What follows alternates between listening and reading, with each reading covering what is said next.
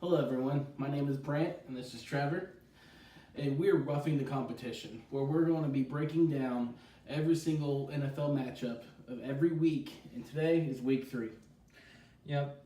With week 3, we've already saw one game in the books: the Browns versus the Jets. That game was filled with all sorts of excitement. We saw Tyrod leave and Baker come in and lead the Browns to their first victory in over 600 days.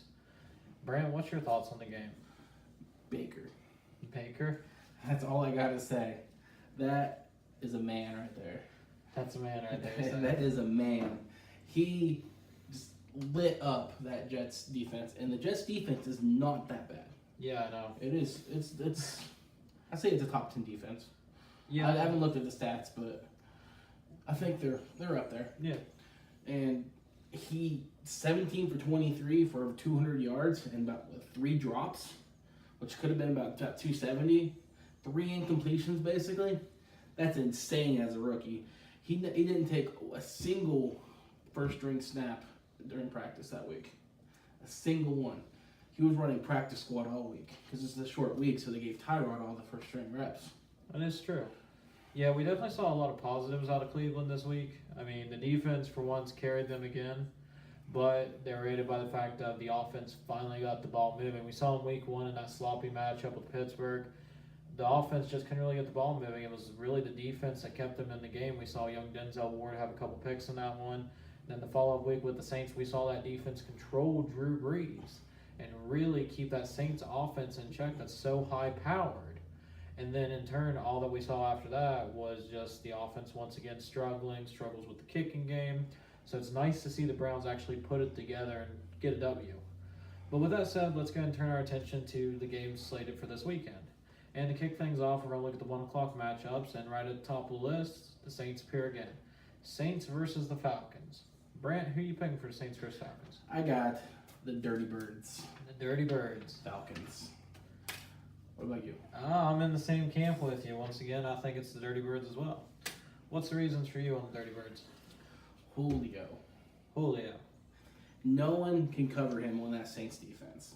There's not a single soul in that secondary that can cover him one-on-one, let alone probably even 2-on-1. Let's be honest. Especially with all the injuries to that Falcons secondary, I do believe that Julio has a huge game. But that's not who I'm looking at right now. It's Tevin Coleman. Tevin Coleman is a better pass catcher than Devontae Freeman, and Devontae Freeman is out this whole game. So Coleman's going to be able to really show us what he got. Yeah, I like how you mentioned that. I'm in the same boat with you on the Falcons. I just think there's too much firepower there. We saw once again that Matt Ryan is fine in his groove. He does this each year with Julio, but even last week with Julio struggling, Calvin Ridley, he found him a couple times. He found Mohamed Sanu downfield. We saw Tevin Coleman finally get that run game going. And even though they're hurting on defense, missing Keanu Neal and Deion Jones for the season, they're still holding teams in check. I mean, Carolina found some offensive opportunities there last week. I don't think the Saints will find those same opportunities just because I think they'll shore up a lot of those coverage gaps. But I think we're looking at the Falcons pulling out a win here over the Saints, probably by a score or 2. With that said, on the receiving side, I actually got one sleeper I want to keep in everybody's minds. Ted Ginn. I mean, every week we see it. Ginn sneaks downfield for a big 20, 30-yard pass. He's played great for the Saints this past 2 years. I think he continues it, and without Keanu Neal over the top for the Falcons, I think you're going to see Ginn bust a couple big ones, probably even pick up a score or 2 in the process. Okay. Next game, we got the Packers versus the Redskins. Who do you got? This hurts me to say, but gotta go with Cheeseheads on this one. That must really hurt you. It does, honestly, but I'm bearing with it. Go Packers, go. Going on Cheeseheads as well. Yes. What do you got the Cheeseheads? It's simple. Every year it's simple. With the Packers, it comes down to one man, Aaron Rodgers. He's jokingly known as Baba Yaga, as the baddest man on the planet. But let's face facts, we've already seen it twice this year. Opens up the season against the Bears, leaves for almost half the game, comes back in down by 17, 20 points, somewhere in that regard, if I remember right, and he just torches the Bears defense in a quarter. I mean, just leads them clear back to victory, puts them out of the way. Then we turn around, and next week he's playing the Vikings, arguably his toughest divisional foe. goes toe for toe with Cousins and that just overly talented Vikings core, yeah, without a doubt, it's going to be the Packers again. The Skins, I mean, I understand they have a strong pass D, 166 yards per game right now. It ain't going to hold up against Aaron Rodgers. You can definitely tell the Vikings are, on paper, more talented on offense at the wide receiver position. Mm-hmm. So, Colts versus the Eagles. The comeback of Carson Wentz. Who do you got? All right. Well, this is where the upset starts for me. We're going to look at the Colts. So, with the Colts, I mean, for me, this is an upset special simply because Wentz has to come back from injury. He's missed almost a year now, maybe even a hair over a year. It's going to take him some time to find that rhythm. And they've clearly found these first 2 weeks Nick Foles isn't a long-term answer at all. So Wentz isn't going to get any time to rest. He's going to have to come in and start. On the other hand, we see the Colts here, and Andrew Luck's came back and he's looked better each week, but he's also finding rhythm. And 3 big guys I think everybody should watch in fantasy and will really possibly take off here is Ebron, Hilton, and Ryan Grant. If Hilton doesn't play, Ryan Grant becomes an even bigger still. Because we saw him week 1 with Hilton out, and week Grant took off. He had 6-8 catches, if I remember right. We also have seen Ebron hook up in the end zone twice this year with Luck already. I think it's going to be a close one, but I think the Colts going to win 21-17, somewhere in that regard. I got the Colts as well, sir. No, shocking. Little Colts. I mean, Andrew Luck. I just believe the Colts will have this upset just because Carson Wentz still needs to work out those cobwebs. Carson Wentz is a great quarterback. There's no questioning. No, there's not. I just think it's going to take him a week or two to be able to find his rhythm and find his legs again. It's a fair assessment. With that said, let's move on to our next matchup. Vikings versus the Bills. What's your thoughts here? Do I really have to answer this question? Well, Okay. Vikings. 100%. yeah. I mean, Yeah, what can you say? Let's just make this one easy. It's Vikings are way too much for that depleted Bills team. Way too much. And I do have a quick question for you though. Who retires at halftime for the Bills this week? I don't know. I've been wondering that myself. For the Bills, that's the more important question. It isn't a matter of whether or not you're going to beat the Vikings. It's a matter of, well, which guy's going to try and go and change clothes and leave at halftime. Let's be honest. I guess I give you a fantasy watch here though. With Cook out, I am going to go with Latavius Murray. Yeah, I'm just going to go and put it simple enough for you folks. If you're looking for a fantasy start, just go ahead and fire up all the Vikings. But just be warned, they'll probably bench starters at halftime. This game's going to end so quickly, it's not even going to be funny. On to our next matchup. Raiders versus the Dolphins. Who do you have? Well, I think it's time for good old John Gruden to pick up that first victory of the season. And no better way to start than here with the Dolphins. I mean, let's face it, Gruden's been off to a rough start. He got shellacked by the Rams in week 1. He watched the Broncos come back and upset him in week 2. But tables are turning around, I think, for the Raiders. They're going to match up with a Dolphins team that's surprisingly 2-0. But they've been 2-0 on a balanced offense. And while I think that continues, I don't think their defensive success continues. We've seen the secondary force 5 interceptions in 2 weeks. But we also watched that same defense give up 330 yards passing to Sam Darnold last week. It's exposed. It looks good because they won the turnover battle. That doesn't continue this week. I think Derek Carr takes apart that secondary. Raiders win by at least a score. This is the first time we are disagreeing. I'm going with the Miami Dolphins. Okay. Dolphins are surprisingly good this year. On paper, they are.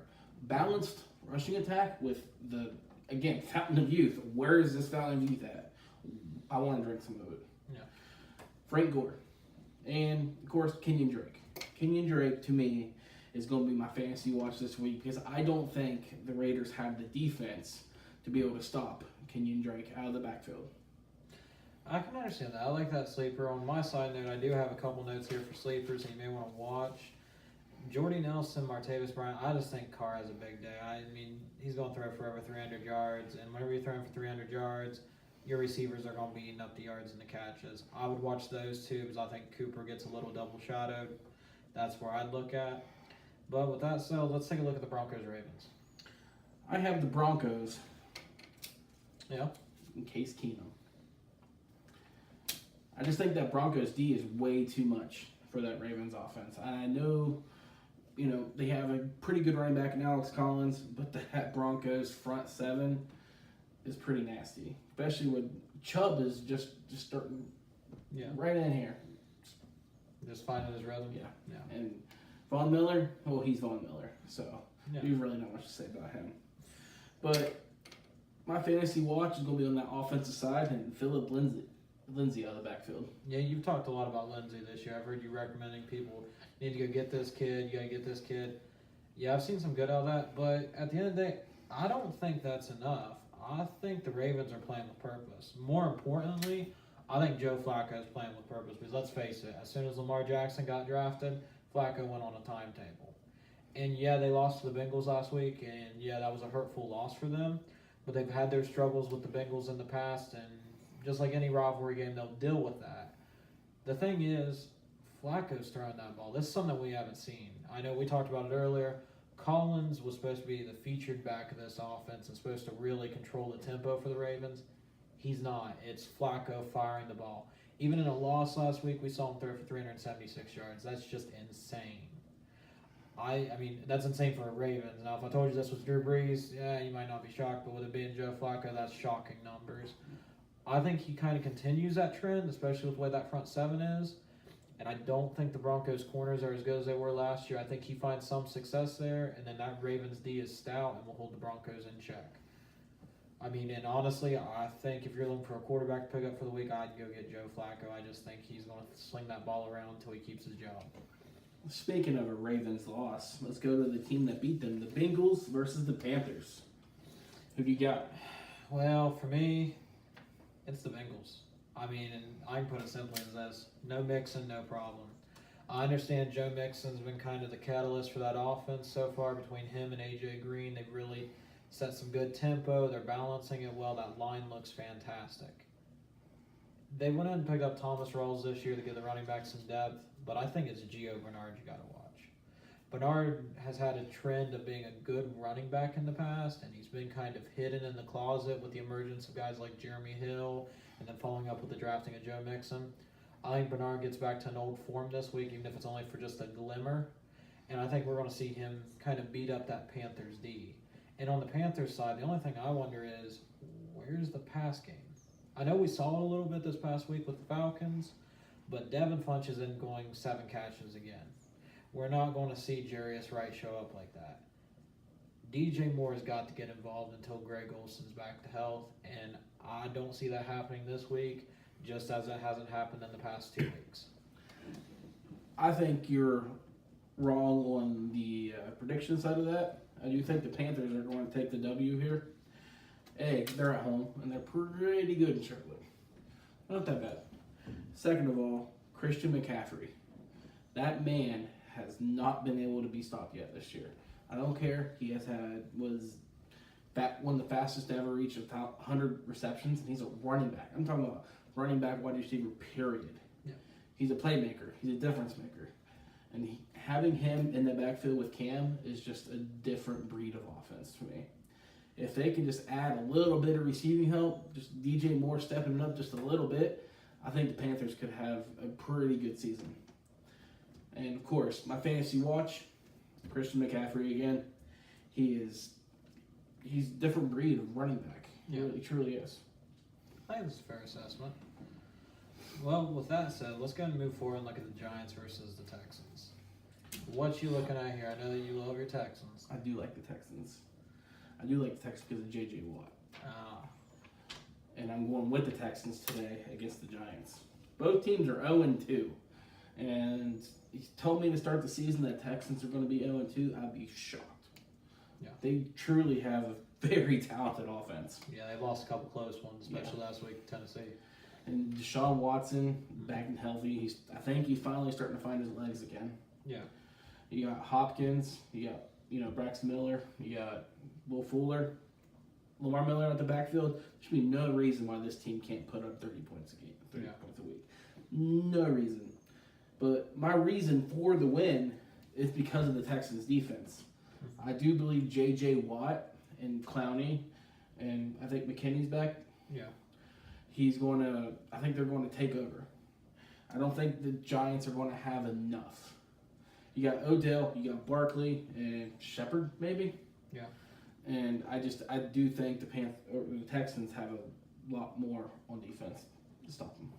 Well, with you saying that, I'm actually going to go with the Giants here. The reason is it's similar to the Texans. Let's face it, both teams are 0-2. Now, they're 0-2 for pretty much the exact same reasons. Tough competition. Texans had to play the Patriots and then the Titans. Those were tough games. They only lost by 7 points to the Patriots, 3 to the Titans. Giants have been in the same boat. They ended up with the Jags. They only lost by 5 there, and then they played Dallas last week, and I believe they lost by 8. I believe it was 20-12. I think the Giants, though, are going to put it a little more together this week. Mainly because I think they just have a little more on the offensive side than the Texans do. I know that front seven's big and bad for the Texans, and Barkley will get his yards, but I think we're going to see a lot out of that receiving core. And not just the 3 receivers that we just talked about, but I think Ingram, that tight end right there, I think he's going to have a big game. And he comes through in the clutch down by the end zone somewhere where if OBJ is double covered, we're going to see them pick up on Ingram. Manning's going to find him. I think the Giants win it. It's going to be close.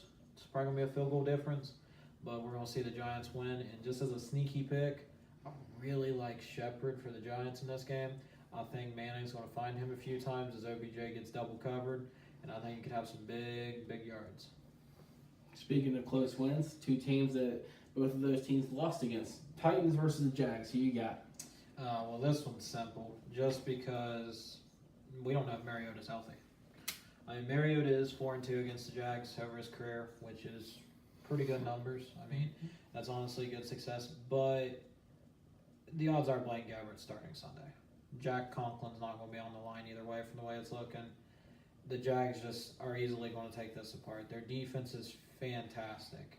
And we saw Blake Bortles play New England last week, and I don't know if he's finally found what made him such a high pick or if it was just a splash in the pan. But, I mean, he threw for 376 and 4 TDs against the Patriots. That at least shows that he's calm in the pocket, something that they've been hoping for years in Jacksonville. Maybe it's a sign that, he's ready to come into his own. But even if not, I know Fournette's questionable. If he comes back, that could help it out. But even if he's not back, I think TJ Young will do just fine. Exactly. I have the Jags as well here. I think it's Bortles. I think Bortles wins this game for them. Really? Yes. He's throwing the ball. I mean, he's completing passes, and whenever we saw that in recent, and he's not just throwing 5-yard outs. Yeah. He's actually throwing the ball down the field, and it's shocking to me, honestly, because when they gave him that contract extension last offseason, I was like, could they really find something better? Yeah. They have a great D. Just find a quarterback that can field general. But if they can, if Bortles is something, and they actually have an offense, watch out. Yeah. My fantasy watch this week is, of course, going to be Blake Bortles, because I do think he's going to go for over 300 yards again. Yeah, that's the same for me. I think we're looking at Bortles here. Maybe Keelan Cole a little bit. He started to find his own last week. I know I'm starting him in a couple leagues. I think that might be your 2 picks there, but that's just going to be a one-sided ugly game right there. With that said, though, let's look at a game that could be a little explosive. Niners and Chiefs. Where you at? Got them Kansas City Chiefs. Is that just because they put a beat down on you last week? Oh, come on now. No, I'm sorry. I took a cheap shot. Hurts my soul. You know someone will love that. Oh, goodness Christ. But Patrick Mahomes is the real deal. I don't know if it's because he's facing bad secondaries. Yeah. Or they just don't know how to play him. Or maybe the Chiefs just have that many weapons that they just don't know how to guard everybody. Yeah. It's simple here. You throw the ball, score touchdowns, you're going to win the game. Yeah. And I just don't think Jimmy Garoppolo and the 49ers have enough firepower to keep up with the Chiefs. Yeah, with that said, I mean, I'm going to just elaborate further on that. The Chiefs, by far and away, are the class of the NFL at the moment. I mean, granted, I feel like this story we see every year.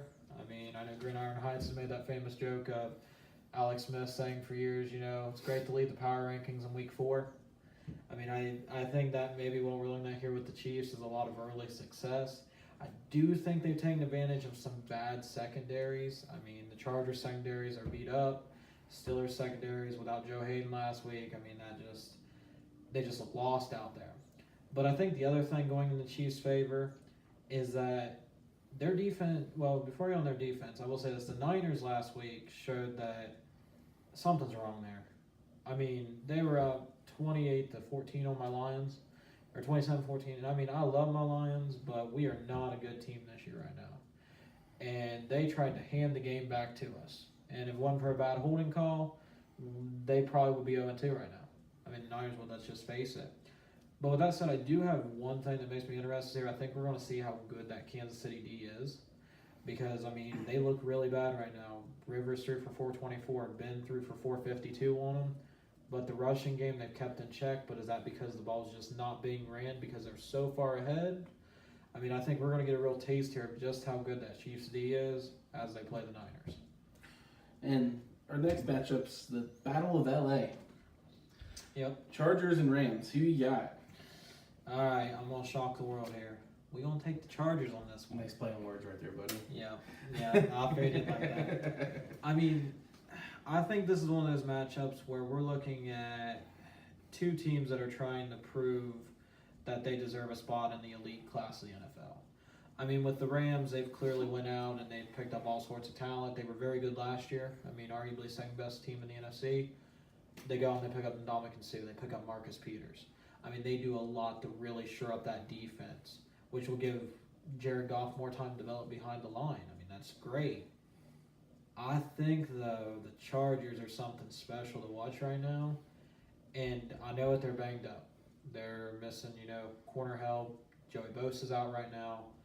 But I think this is a game where we're going to see Phillip Rivers just take over. I think they're a little upset they let Buffalo come back a little bit in that game last week. They played really close with the Chiefs the first week of the season, fell short. I think he is just sick and tired of always being on the short end of the stick. And I look for him to have a big game.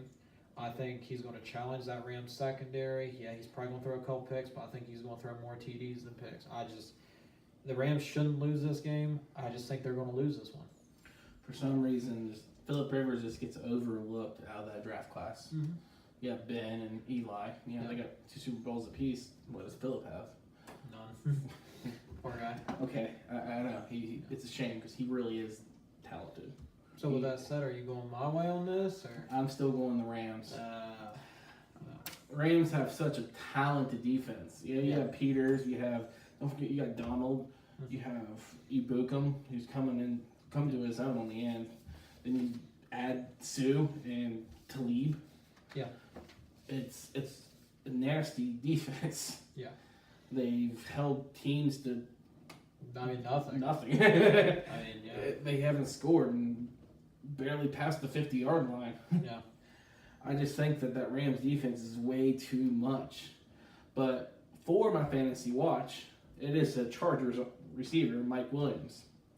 He's coming into his own finally. He caught a touchdown pass last week. Mm-hmm. He's finally starting to get it going, coming off that injury last season, his rookie year. Plus, if I'm right, he'll be a nice stack with Rivers for your daily players. Oof.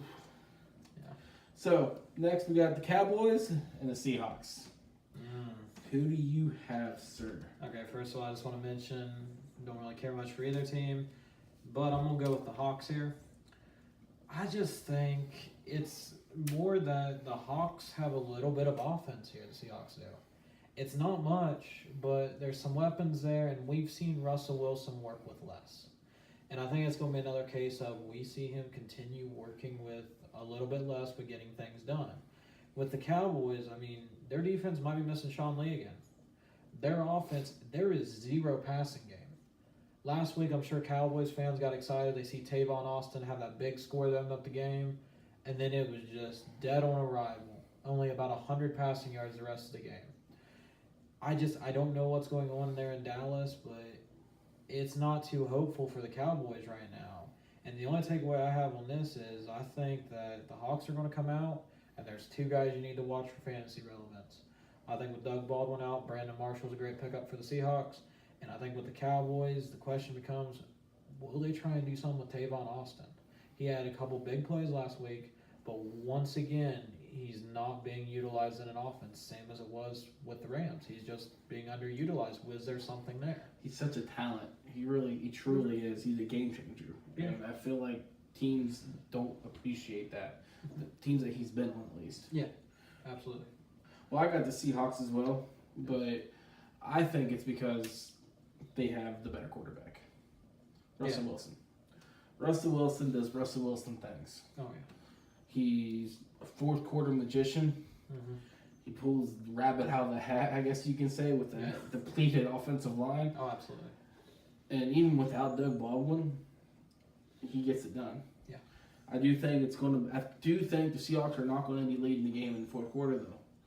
I do believe Russell Wilson's going to have some fourth quarter magic and come back and win the game. But for my fantasy sleeper or watch this week, can Rashad Penny get it going? Yeah. That first round draft pick, you gotta just start feeding him at some point, right? Mm-hmm. That's where we're at. Well, with that said, let's take a look at basically the three matchups that are left. First of all, let's look at the Bears and the Cards. The Bears. Yeah? Are you looking at Of course. You know what, let's just make this one quick. It's the Bears. The Cards are just... We're seeing David Johnson replay Larry Fitzgerald's career here. No offense. I mean, he was on a team that was a playoff contender the first year or so, but as we're seeing right now, no quarterback. I mean, let's face it, the Cardinals have no quarterback, and they better be praying, Rosen something, because right now, patching up with Bradford, they're not moving the ball. They still have weapons there. Johnson and Fitzgerald are both very productive, but if you don't have a quarterback to move the ball, they ain't going to go anywhere. And I just think we're going to see the Bears just dominate. I actually got them with a 3-score win. I think Trubisky just has a field day throwing the ball. Cohen and Howard will have a nice day running. And that defense will just eat anything in front of them, let's be honest. Oh, yeah. Chew it up. Mm-hmm. The Bears, of course. I mean, Bears defense. They're leading the league in sacks almost, I think. Oh, if not close. Yeah, they got to at least be close. It's the Khalil Mack show there. Oh, yeah. That's something that has paid off dividends for them already. Yep. And the thing is, he hasn't even been in the system for that long. So imagine once he starts learning that system, he's going to even flourish even more in that system. I just believe that DJ can't go anywhere. Yeah. He will not be able to go anywhere because, face it, that's pretty much all they have. I mean, Larry Fitzgerald's great. Yeah. But he's getting up there in age. Yeah. He can't do as much as he used to. Oh, absolutely. And for my fantasy watch is, of course, that Bears defense. Yeah. And I do have one quick question for you, though. Yeah. Ditka Ditka. or Hurricane Ditka? We're just going to leave it at Ditka today. Ooh, I don't think they're going to need a Hurricane Ditka. I think they'll be fine at Ditka. Well, with that said, since, we've already talked about the Bears and the Packers, and I've already picked them as winners and the Vikings, let's talk about my lovable loser Lions, as they're going to take on the Patriots. So we're going to watch Matt Patricia play his mentor, Bill Belichick. How you feeling on that one? I got your lovable losers, the Lions, winning. I just think the Patriots lose 2 in a row after facing their former D coordinator, Patricia. I do believe that Patricia does have something up his sleeve for that, just for that Patriots offense. He played with him for the last few years now. He has to know something. Yeah, and he knows both sides of the ball. Yeah, exactly. Mm-hmm. It's just, I do believe Stafford's going to have a field day because I don't believe that Patriots secondary is that good. Yeah. I mean, they let Bortles throw all over them. Yeah. So my fantasy watch this week is going to be Mr. Golden Tate. Yeah. I do believe he goes off. Yeah. All right. On my end of things, though, I got to stick to it. I mean, season's not over yet. Let's go with the Lions again. I mean, same thought as you. Stafford's going to be able to throw on that secondary, and that's promising. I also think the running game can get established. That run defense for the Patriots isn't that strong. And I think if they balance out Kerryon Johnson with LeGarrette Blount, we're going to see some positivity there. And hopefully maybe for the first time in years see a 100-yard rusher. But, yeah, I know, crazy. But with that said, I think a couple other things to watch is for all you Josh Gordon fans, we'll probably see him 10, 12 snaps, maybe a catch or two, but there ain't going to be anything special. However, I think Tom Brady has a huge day. Our secondary's beat up. Slay's likely to miss. I think he's going to be able to throw for 300 plus. I just think at the end of the day, it's going to be Stafford pulling out a close one. 30s and 40s. Probably like 20s and 30s, but yeah, we want to go there a little bit. All right, but with that said, let's turn the attention from my lovable Lions to your still curtain. Well, how are you feeling about the matchup with the Bucks? The old Monday night game. Oh yeah, Fitzmagic. Hot. oh yeah, been off to a hot start. Deshaun Jackson. Mm-hmm. Looking like young Deshaun Jackson. Oh yeah. Even Fitzmagic stealing his chains. You know, he had to look fly for that interview though. I don't think he's going to look fly after this game. Really? I got the Steelers. I think that pass rush is going to get to them. Yeah. I think Fitzpatrick's going to be sacked at least 4 or 5 times this game. I think TJ Watt has a couple. Yeah. I hope, at least. Anyways, I just think with so much turmoil going in that Pittsburgh locker room, with the whole Le'Veon Bell situation, with AB saying trade me and let's find out to a former employee, I think Tomlin's finally said enough is enough. Yeah. I'm going to get a hold of the back of this locker room. And I do believe AB plays mad. Yeah. AB's going to play mad. He's going to play mad because he has been criticized. Yeah. This whole even in the offseason, he was getting criticized by beat writers there in Pittsburgh. And that's your hometown team. Yeah. I think Antonio Brown, Big Ben, Juju, Connor, I think all of them have just a huge game. Yeah. And I do think Pittsburgh's going to win. 1-score game probably. Maybe like a 27-20 type situation. But I do think AB goes off with a couple scores. Oh yeah. Yeah. For my end, I'm going to go and go with the Steelers. Now with that said, I do got to commend Ryan Fitzpatrick. I mean, that's a heck of a start for him so far. And he's not done it against easy competition. I mean, he's done it against some pretty good teams. We saw the Eagles last week. I mean, in the Saints week 1. I mean, yeah, Saints defense ain't great, but that's a good team still. With that said, though, I think we're going to see his roll slow a little bit here. I still think he has a nice day because your secondary Steelers secondary just isn't good. I know Hayden's back, and hopefully that veteran leadership will help out. But right now, I mean, it's hurting back there. With that said, though, I think there's potential here for James Conner to get back to that week 1 form, especially if you're not trying to chase down a lead like you did last week. I think he's going to have a real nice day. Of course, I think Brown's going to have a good day, but every day is a good day if you're Antonio Brown. With that said, though, I mean, if I'm going to watch a sleeper here, I think the Steelers' offense has potential to really go off all the way around the board. You can see the tight ends get a couple TDs. Juju's going to do his thing. Brown does his. And if Connor has a nice day, everyone's happy. But the other one is, I think Deshaun Jackson again. Speaking of the fountain of youth, I mean, this guy's already been off to a hot start. Fitzpatrick has always had a good connection with him. That's whenever he's had his best games as a Buck. I think he continues that role. And, I mean, I don't see that stopping anytime soon right now. Yeah. Well, I think pretty much does it here for week 3. Yep. I mean, sorry we couldn't get to the whole Browns-Jets game, but for the record, I would have picked the Browns. Yeah, For the record. I think we both would have picked the Browns. We've both been pretty high on Even them. with Tyrod. We were about to be wrong until Tyrod went out. Yeah, once again, being wrong would have been rough. With that said, though, I mean, we are wrapping up here the week 3 matchups. This is going to be our first episode, so we would appreciate any constructive feedback you guys have. We want to be very interactive with you. So if you can, give us a like, hit the subscribe button. Really just help us get this thing up and rolling. I'm sure this first episode's a little long. We don't intend for every one of these to be this long. We're going to try and cut in some fun segments as the rest of the season goes on.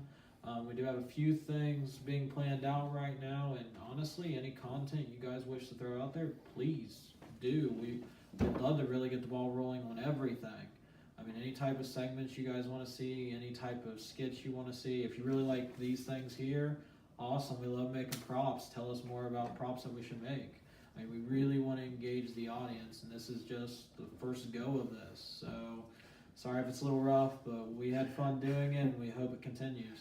I want to thank you guys for sticking with us here. I know it might have been a little rough, but we are going to continue to work, and we will continue to put this out every week.